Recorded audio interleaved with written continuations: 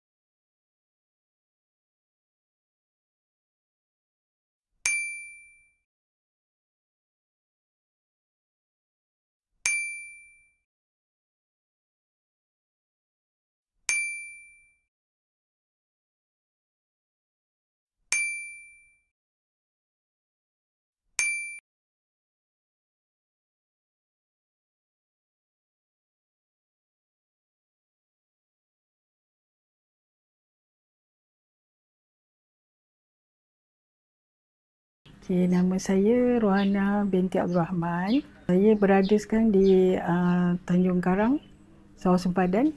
Cage Lily Type C. 4 bilik, 2 bilik air. Sebenarnya kami dah tak kerja kan, sekali nak duduk dekat kampung lah. Untuk suasana kampung kan. Sebelum ni saya tinggal di Puchong, kawasan macam kawasan perumahan lah.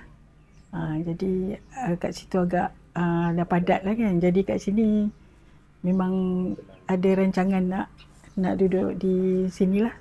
Sebab bila tengok orang komen tu macam confident lah yang iHome yang terbaik lah. Buat rumah dengan sempurna lah untuk kami. Kalau nak ikut saya memang puas hati lah kalau semuanya okey lah.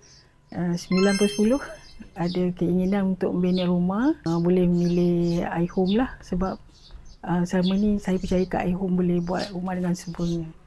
Dan design yang dia pun cantik-cantik. Terima kasih kepada iHome dengan pihak management semua kerana membuat rumah kami dengan sempurna dan cantik.